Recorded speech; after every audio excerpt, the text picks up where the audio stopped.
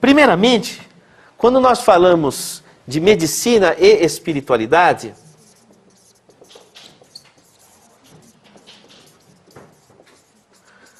mais do que isso, saúde e espiritualidade, porque na verdade a medicina ela se segmentou da doença, mas sobretudo a medicina deve estar ligada à saúde. Quer dizer, com que processos ou com que medicamentos nós restauramos ou sustentamos a saúde. O médico está acostumado a só ver a doença, esquece a saúde do paciente. E aquilo que hoje é chamado de qualidade de vida. Então a saúde é muito mais do que a medicina. Em francês, se eu tiver errado, o André Sanchez que me corrija, santé, daí a palavra santidade e saúde, não é? Que traduz, o santé francês traduz esse processo de saúde do corpo e do espírito. Então essa é a nossa motivação, a saúde do corpo e do espírito. Herbert Benson, da Universidade de Nova York, vai trabalhar o conceito bem-estar evocado. Quer dizer, o médico não deveria só dar o remédio para o paciente aliviar a dor ou a doença, mas deveria entender de mecanismos para restaurar o bem-estar do paciente, evocar o bem-estar do paciente. E Herbert Benson vai colocar que a fé é um dos mais poderosos instrumentos de evocação da saúde e do bem-estar da pessoa. E Larry Dossey, do Ministério da Saúde dos Estados Unidos, o então NIH, National Institute of Health, Larry Dossey já é desencarnado, ele no seu livro Reinventando a Medicina vai colocar que o materialismo já foi superado, a espiritualidade já é uma realidade, transcendência já é uma realidade, e para a medicina isso é de extrema importância porque traz a esperança para o paciente, porque quando você tem esperança, você movimenta a vontade. Sem esperança já não movimentamos mais a vontade. Então a esperança permite o movimento da vontade. Quando você diz que a vida se continua, que nós temos muito ainda a realizar, que nós somos importantes para a natureza, na sua extensão existencial, então a vida passa a ter outra motivação e aquela motivação serve como elemento de evocação do bem-estar. Então, são tendências da medicina moderna. Mas quando nós falamos de espiritualidade, muitas vezes o raciocínio que se vem é que nós vamos tratar o paciente com um medicamento, ele saindo do consultório, ele vai lá e toma o passe, ou a bênção, ou passa por algum tipo de ritual, na expectativa de que ele cure o que o médico não conseguiu curar. Ou o médico na expectativa de que o paciente se salve daquilo que ele não está conseguindo tratar. E não é esse o nosso perfil de raciocínio. O nosso raciocínio é tentar entender no processo da fisiologia e da fisiopatologia, e entendendo o ser humano, a pessoa como sendo um espírito, como é que funciona a fisiologia e a fisiopatologia. Então, por exemplo, se eu tenho um paciente que tem uma lesão no cérebro, aqui tem o cérebro, se a área X ou Y foi lesada, então ele perdeu a função, porque se eu considero que a pessoa nasce na sua consciência de si, nasce do cérebro, lesou o cérebro, já não é mais a pessoa, certo?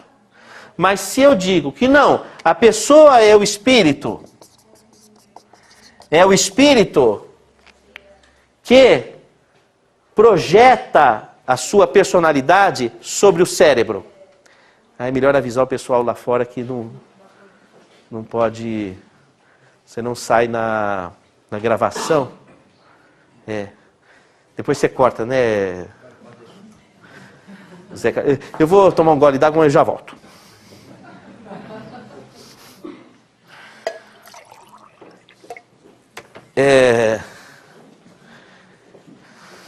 Se você diz que a pessoa é o espírito,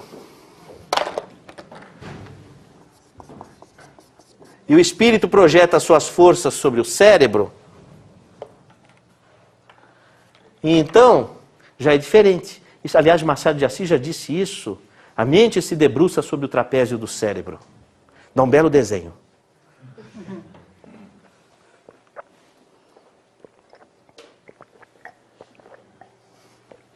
Quem que vai desenhar um dia a mente se debruçando sobre o trapézio do cérebro, que é uma frase de Machado de Assis? Interessante, são um milhão de coisas, né? Aliás, é o mesmo livro que começa dizendo assim: sou um defunto autor. Bom, se é um defunto autor, é uma psicografia, não é? Quem que vai desenhar o Fernando Pessoa, psicógrafo?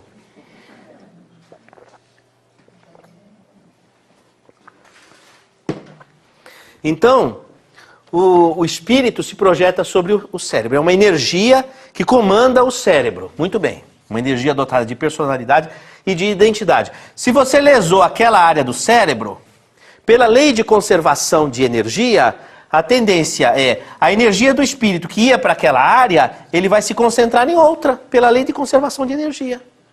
Então cabe à ciência buscar em outras áreas cerebrais a expressão do espírito que ficou bloqueada de ser manifestada naquela área lesada. Não sei se estou sendo claro na questão. Você entende como o raciocínio do espiritual modifica o entendimento, a compreensão sobre os domínios da fisiologia e da fisiopatologia? Não é? Então, aqui muda o processo de reabilitação. Tá? Muito bem. Ao avaliar os pacientes, tacitamente, ou seja, já de antemão, sem que a gente tenha exatamente interrogado essa questão, nós entramos num conceito de espiritualidade, a forma mais abstrata daquilo que pode ser conceituado como abstralidade, como a espiritualidade, que é a questão axiológica, que é a questão de valores.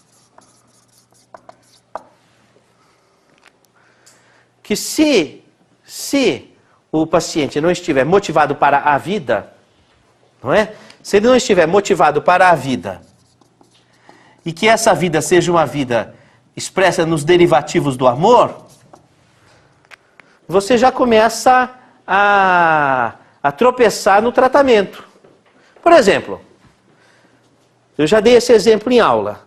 A paciente, ela veio com muitos maneirismos e trejeitos que prejudicavam demais ela. Doutor, eu não consigo trabalhar. Porque eu fico uma tal ansiedade e fico com esses tiques, esses trejeitos.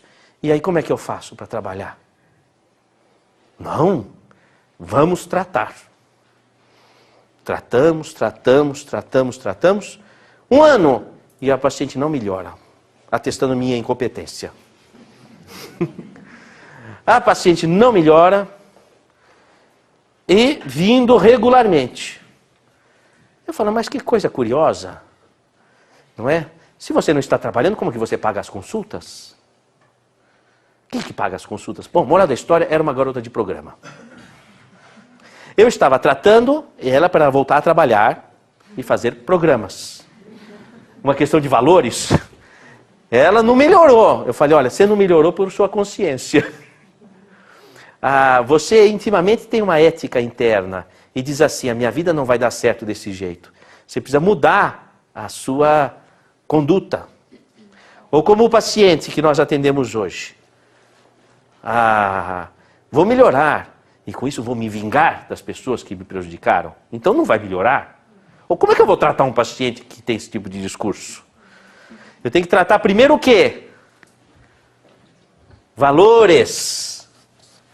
Valores. Então, do ponto de vista daquilo que representa o espiritual, o domínio axiológico é a primeira instância que nós questionamos. Todos os pacientes que nós atendemos aqui já vieram com a precípua de que são pessoas pró-vida, pró-amor, pró-solidariedade, pró-acertar, ainda que errou, que se arrependeu e quer acertar e quer... Não foi essa a tônica do que nós... Não é? Então tudo começa com valores. Não é? Eu preciso voltar, o executivo, não é? Eu preciso voltar a trabalhar urgente, doutor. Porque... o meu plano de estelionato vai por água abaixo se eu não melhorar. Não é? Então, você acha que é possível Não é, né? Vai dar alguma coisa, está errada. Então, a primeira coisa diz respeito a valores, não é? Assim você vai ver nos quadros da Alzira, também, a base anterior, a própria técnica e a motivação do conteúdo está estruturada em valores, não é? Quais são os valores que estão presentes nesses quadros, né? Família, união, afeto, não é? Afeto, olha, o casal evoluindo juntos, a ligação com a paz, não é? O socorro, a solidariedade ali no navio, não é?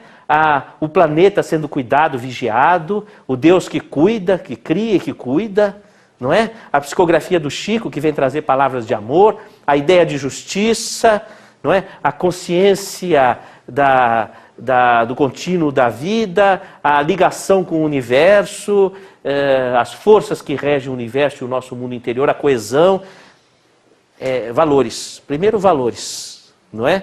Essa é a questão que mais...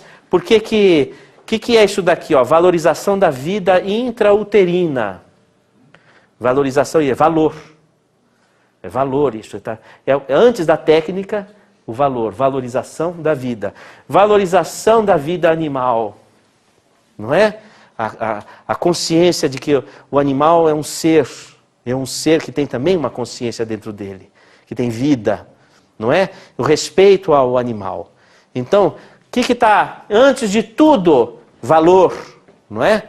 Valores. A pessoa está fazendo a prece, está sendo assistida, a solidariedade, não é? Então, tudo começa com valores. Então, se a gente for pensar em termos de metodologia científica e de abordagem, seja do paciente, ou seja, um traço que nós vamos fazer, o retrato que nós vamos fazer da realidade, começa com a direção que imprimimos àquele traço, a direção que imprimimos àquele contato com a pessoa, qual é a motivação e valores em direção à vida, em direção ao amor. O paciente está com uma doença terminal, uma doença letal, tem poucos meses ou poucos anos de vida. E você, primeira pergunta, o que você espera? Não é? Doutor, já que eu vou ficar entrevado e não vou viver mais, hoje mesmo eu me mato. Bom, como é que você faz com isso? Não é? Então começa com valores. Não se mate. Por que não se mate? Porque a vida continua. E se você abdicar da vida, a vida abdica de você. É uma questão de ação e reação. Então quando estiver do outro lado, você não tem a sustentação da própria vida. Porque você quebrou o elo com ela e abdicou dela. Então, veja, mas eu não sabia que existia vida após a morte? Não, e saiba que existe, a ciência está começando a tratar desse assunto. Então veja como o conhecimento, ele favorece a construção de valores. Por que amar? Se a vida termina em 80, 90 anos, eu vou fazer tudo o que eu quero, do jeito que eu quero. Para que eu vou preocupar com as pessoas? Todo mundo vai morrer e acabou a vida. Então eu não preciso ter preocupação com valores. Não, depois você vai encontrar a pessoa que você lesou e vai doer no seu coração. Ter perdido o tempo de ter se preocupado em machucar alguém. E aquelas vibrações ficam impactadas no seu coração, na sua lembrança. E vozes passam a te acusar. Então, pera lá, eu não sabia disso? Pois saiba que a vida tem um contínuo e que nós respondemos pelo... Nós somos donos dos nossos atos, mas Deus é dono das reações. Então, o conhecimento, ele é muito importante para que nós possamos sedimentar os valores. Por isso que estudar os domínios da vida na sua realidade ampliada, que é a consciência do contínuo da existência e a interatividade entre o mundo espiritual e o mundo corporal, nos ajuda a construir e fundamentar os valores ou a forma de a gente se colocar no mundo. Muito bem, são esses mesmos valores que vão construir uma história. A nossa história vai ser construída por esses valores. E a história é que constrói a doença. A história é que constrói a dor.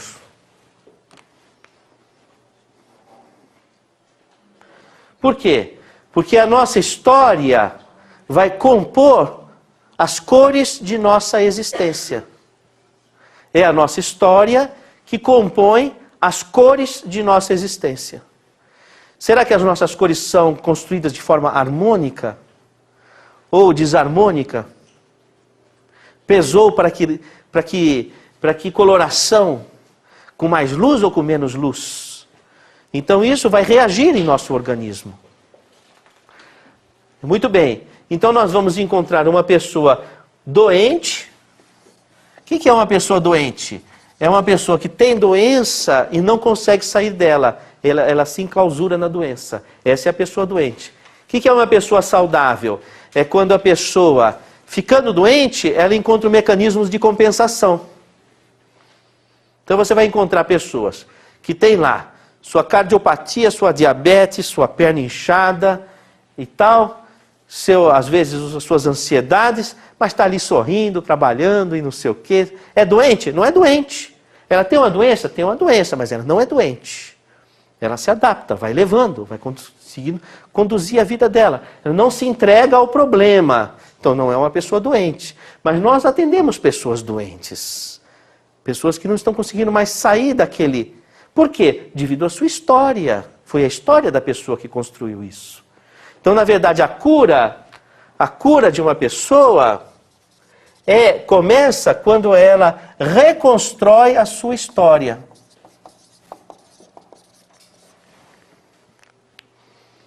Olha, meus amigos e minhas amigas, eu acredito piamente nisso. Eu acho que a força da história é maior até do que a própria genética.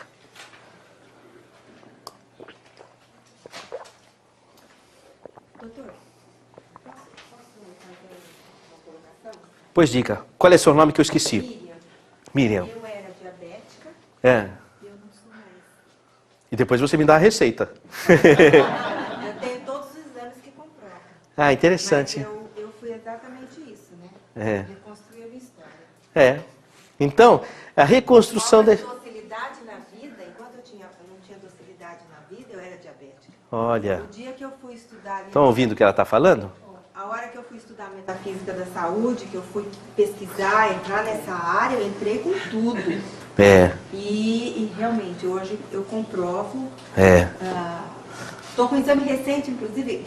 Eu nunca deixei de fazer exame, embora isso tenha mais ou menos uns 4 anos, que eu pus na cabeça. Quando eu peguei o exame, o médico falou assim para mim: você é diabética.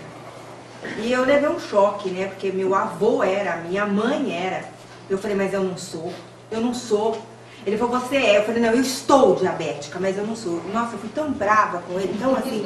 Mas eu acho que era a minha alma relutando com isso. Porque, e eu sei que eu fiz o tratamento 6 meses. Eu não tomei remédio, mas eu fiz a alimentação direitinho. Mas eu pus tanta fé naquilo. Que depois... Você veja a Miriam, o que ela fez? Ela reorganizou a alimentação, que é uma coisa super difícil de fazer, e somou isso ao poder da fé, não é? Então, isso é recontar a história. Eu acredito piamente nisso. Então, por exemplo, a minha motivação de estar aqui com vocês, que muitos, ou a maior parte de vocês, passaram no meu consultório em sofrimento. E eu acredito que o tratamento da cura, mais do que a medicação que alivia, é a mudança da história. Então, o que eu estou compartilhando com vocês é justamente a curva que está fazendo com que a gente mude a direção de nossa história. Então, quando nós estamos aqui participando de um movimento de arte em prol da espiritualidade, da vida, do amor, de assistência através de uma medicina que enxerga o ser humano de uma forma mais ampla, da solidariedade, do encontro, de somarmos esforços, esses episódios que nós vivemos são parte da construção de uma nova história. Então, acredito piamente nessa trajetória, construir uma nova história. Está ali a minha amiga Malu, por exemplo, que nós conversamos já há algum tempo sobre isso. Malu, vamos construir uma história diferente? Não é, Malu?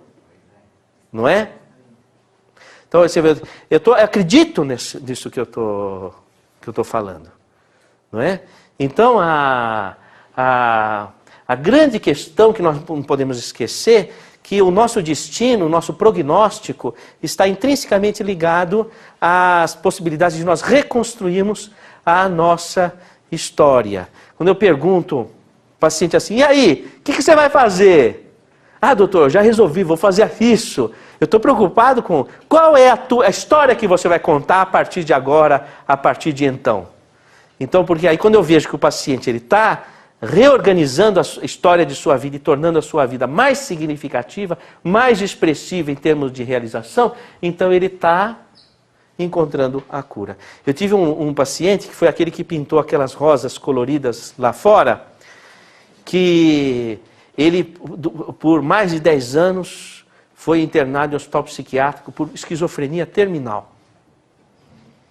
Chegou ao consultório em catatonia, que é a esquizofrenia terminal. Catatonia. Ele chegava carregado, duro. Não comia, não fazia nada, tinha que fazer tudo por ele. Muito bem. Esse paciente passaram-se 2 anos no consultório, entrando, sentando e não falando nada. Depois começou a fazer alguns desenhos. Depois desenhou essas flores. E aí foi falando e sarou, não precisou tomar mais remédio nenhum.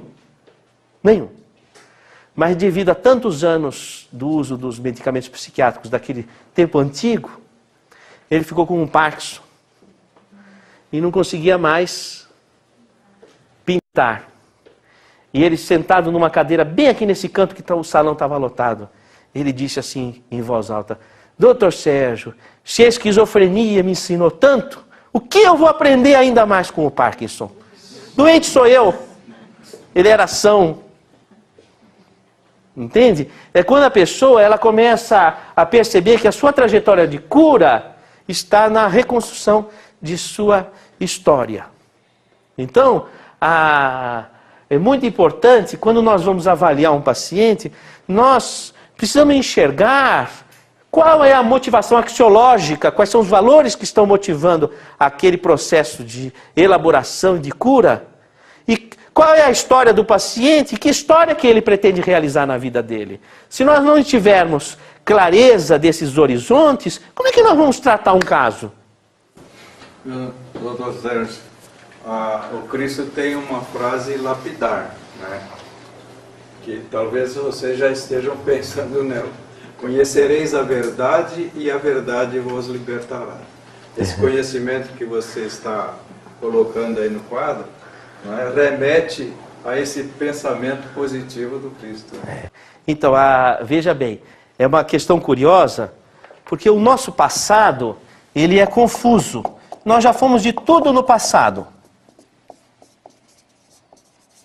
Mas o nosso futuro é a verdade, é a luz, é a verdade, é um ponto, certo? Então, se a gente mira no futuro, nós temos uma representação verdadeira do nosso devir, do nosso vir a ser. Se nós segmentamos a mente no passado e não criamos perspectivas de realização futura, a mente fica agregada aos melindres da convivência. Então a pessoa começa a adoecer. Ela está ligada aos melindres da convivência.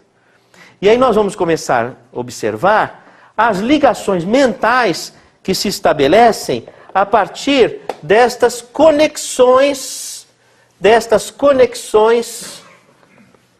mentais.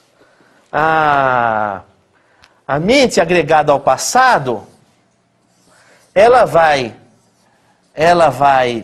se filiar a tantos quantos ainda alimentam o passado, reforçando na pessoa aquele processo mental. E aquele processo mental reforçado começa a lesar o organismo. Então existem vários padrões de manifestação que nós observamos no ambulatório e que são representativos dessas conexões que nós fazemos e que são tão mais vigorosas quanto mais sensitiva é a pessoa.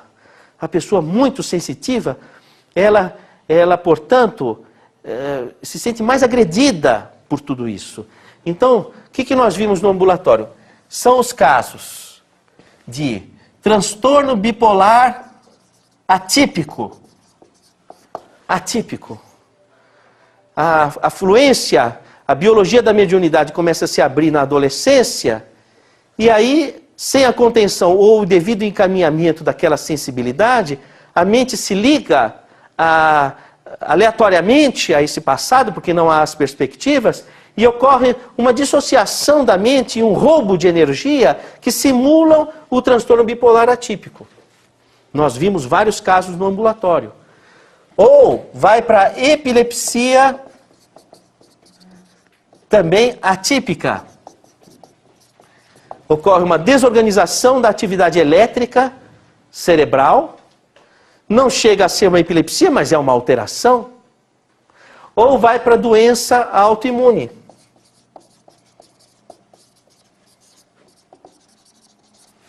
Ou vai para a doença autoimune. Então, bom, aí nós temos casos que o paciente circulou nesses três. Hoje nós vimos um caso, quem é que estava na sala? O Ariuna, a Juna, a Camila.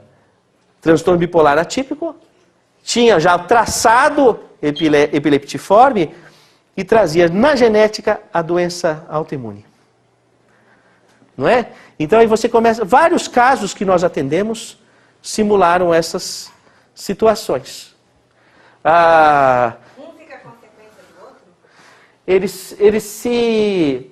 Eu não vou dizer que existe uma consequência do outro exatamente, mas começam a aparecer nuances de um caso ou outro. Por exemplo, um caso de um paciente meu que vinha com transtorno bipolar atípico, ele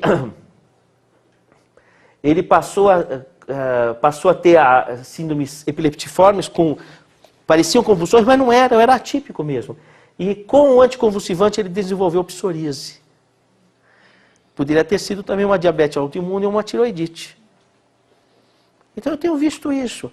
Você tem que tratar esta síndrome, a pessoa volta a manifestar uma mediunidade mais clara, mais objetiva, e aí você recomeça que a pessoa passe a ter domínio sobre aquilo. Não é? Outra questão que eu gostaria de fundamentar com vocês. Veja, eu não construí uma teoria e estou tentando testá-la. Quem é que viu que eu vi no paciente e estou trazendo para a aula. Não é? Levanta a mão quem viu um caso assim hoje. Levanta a mão. Quem viu o caso assim hoje? Olha lá. Ó. Entendeu? Então, não é? Você quer ver outra situação? Nós temos observado que quando a pineal apresenta cristais de apatita numa quantidade visível e expressiva na tomografia, ao que parece, a dominância mediúnica da pessoa é de incorporação. Então a pessoa apresenta uma genotipia própria de mediunidade de incorporação. Aliás, quem é que vai fazer um belo desenho a partir das minhas micrografias eletrônicas de pineal, que eu mostro os cristais? Quem vai tornar aquilo colorido e expressivo de energias e de ligações? Quem é que vai fazer isso? Não é? Esses cristais da pineal são em grande quantidade e próprios da pessoa com mediunidade de incorporação. No desdobramento também acontece de muitos cristais de apatita?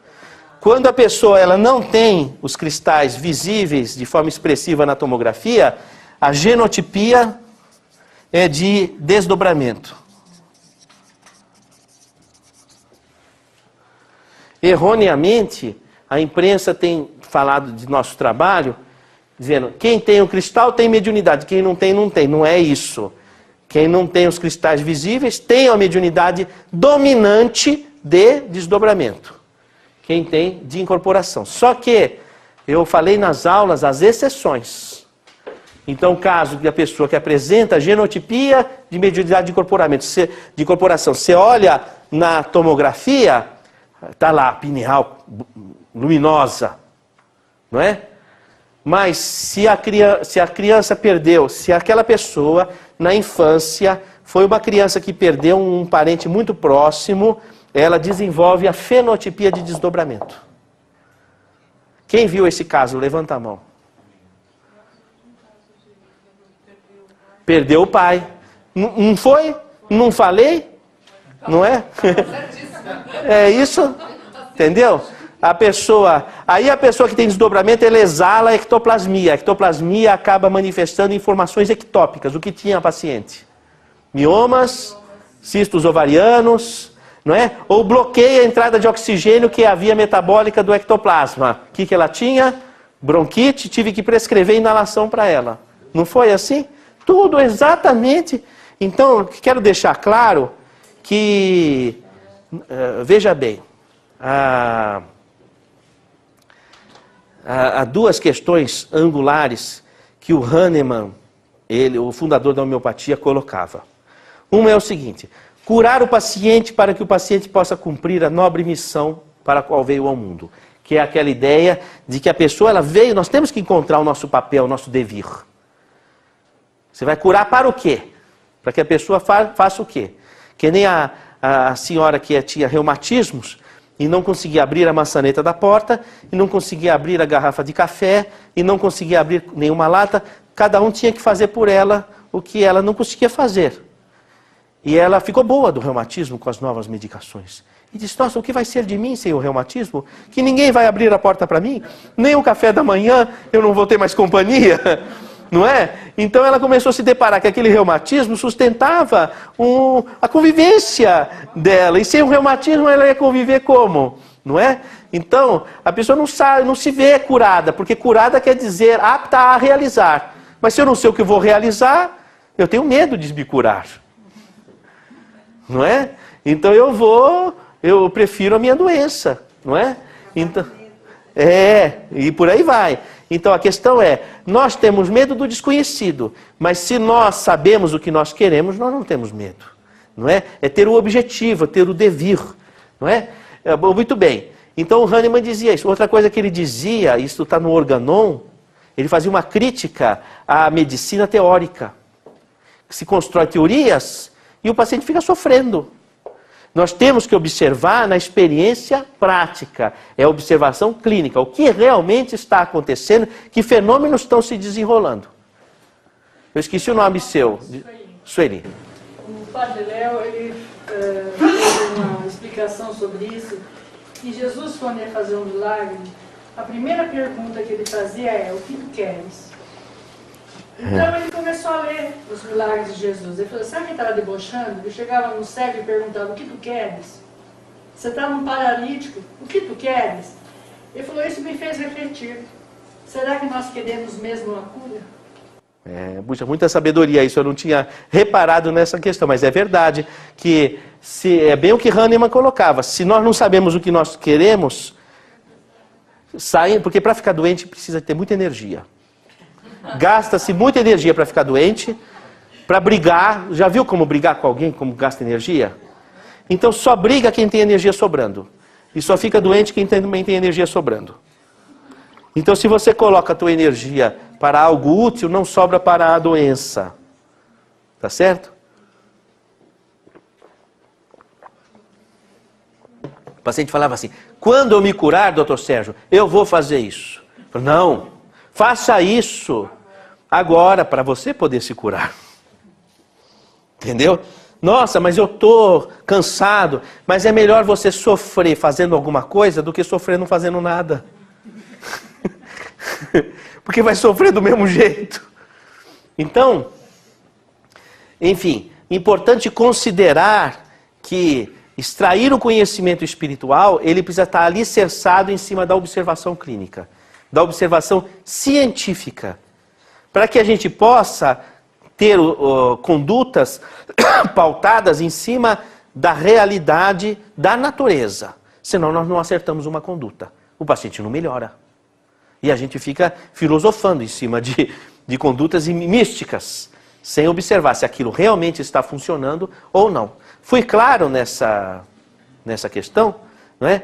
Agora, eu tenho uma característica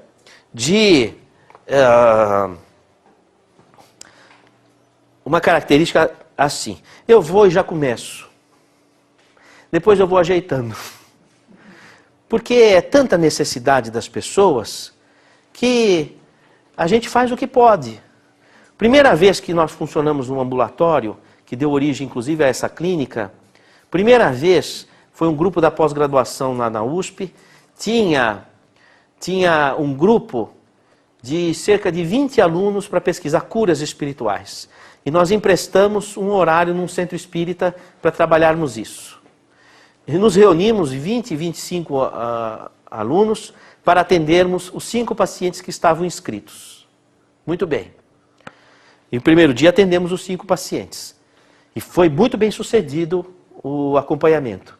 Na semana seguinte, apareceram 60 pacientes, perguntando se poderiam também passar pela assistência. E vieram 5 alunos.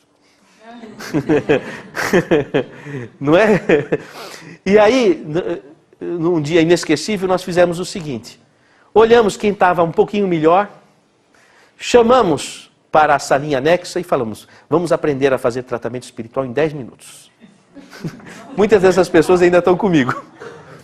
Porque o que vai se fazer? Tinha 60 pessoas para atender, eu vou falar o que? Olha, hoje não dá para atender? Não é verdade? Então, vão com a supervisão, vou dando supervisão e vai indo, não é?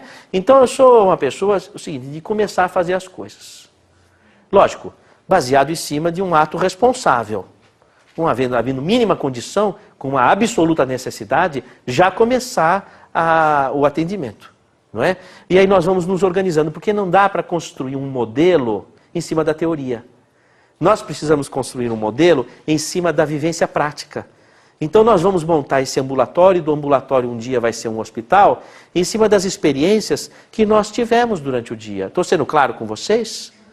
Não é? Não é em cima do que eu acho que vai ser assim. Não, eu acho que vai ser assado. Eu acho que os pacientes vão chegar assim. Não, eu acho. Não, é o seguinte, os pacientes chegaram assim, isso foi bom, isso não foi, então a gente pode fazer do outro jeito.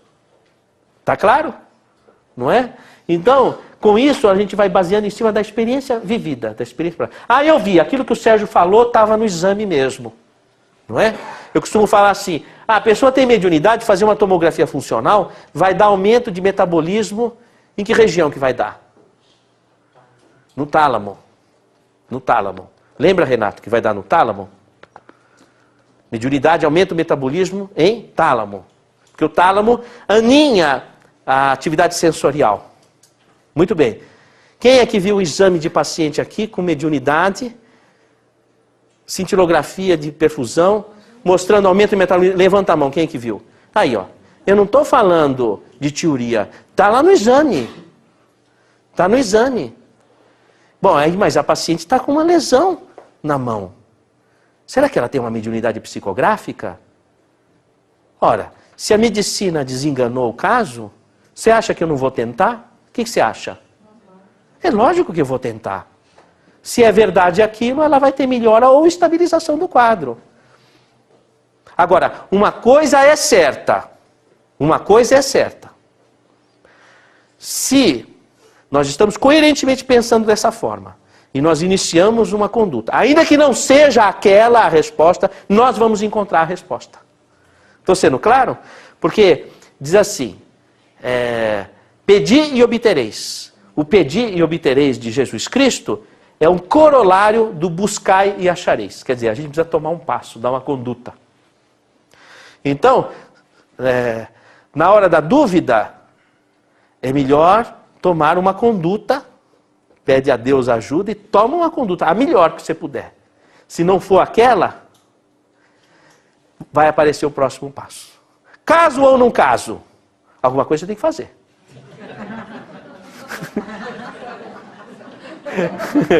Alguma coisa você tem que fazer. Não é? Alguma atitude você tem que tomar. Eu vou tomar uma atitude. Se não for para ser, eu vou saber. Mas alguma atitude... Porque tem uma hora que Deus não está conosco. É quando a gente tem que tomar uma decisão. Porque Deus não vai tomar a decisão por nós. É você que tem que tomar a decisão. O professor faz a prova para o aluno? Faz a lição de casa? E você acha que Deus vai tomar a decisão por você? Então qual é o momento que Deus não está contigo? Só está te olhando. Esperando. Aí você fala assim, Deus não me ajuda, cadê Deus que não aparece? Está esperando você tomar uma conduta. Não é? Dar um passo. Então essa é uma prerrogativa muito importante quando o paciente vem pedir ajuda espiritual. Ah, você veio pedir ajuda espiritual? Muito bem. Qual é a atitude que você está tomando que te permite essa sincronicidade com a ajuda divina? Qual é a atitude? Não é? Quem aqui já viu atender um paciente, o paciente chegar e falar assim, eu não tomei o remédio e não fiz nada. Quem ouviu? Levanta a mão. Não foi? O paciente chegou e falou, não tomei o remédio e não fiz nada que o doutor mandou. Não é? Não é verdade? Aí o que a gente fala? Então tome o remédio. Volte. A gente costuma falar de um jeitinho que às vezes o paciente vem com tanta coisa que a gente desconhece, né, com tantas dores que nós não conhecemos. Então fala, vamos tentar outra vez? Então tome esses remédios aqui, me liga na semana que vem, vamos ver o mês que vem, não é? Aí a gente pode começar, não é? Ah, mas eu não fui no centro, eu não fui na igreja, eu não fiz nada. Não, muito bem, não fez nada. Bom, e eu faço o quê? Entendeu? Mas essa é uma pergunta não é estranha. Deus pergunta assim pra gente toda hora. Que a gente pede ajuda, inclusive a gente fala, seja feita a vossa vontade. Esquece disso. Aí Deus faz a vontade dele e a gente cobra de Deus, né? E a sua parte, né? E aí você, o que você se movimentou? Não é? Então, o processo de cura exige uma participação do paciente. A gente precisa instrumentalizar aquele paciente para que ele possa criar esse movimento. Quando você vê que o paciente ele está muito desalicerçado, você precisa dar a mão para ele. Então você vai dando. Até quando você percebe que realmente o paciente está com dificuldades e precisando de uma motivação conjunta, você vai. Se você perceber que a pessoa está contra, você precisa tomar cuidado. Porque a pessoa está contra. Então você não pode carregar o paciente nas costas. Não é? Aí você tem que deixar de seguir o caminho dele até que ele se resolva. Não é? Então veja, são argumentos do território espiritual. Não é? Sobre esses argumentos nós vamos estar caminhando ao longo desses infinitos sábados em que nós vamos estar atendendo e formando ao longo dessa década o nosso tratado de medicina e espiritualidade. Não é? Vocês acham que valeu a pena o dia de hoje? Quem acha que valeu a pena? Não é? Bom,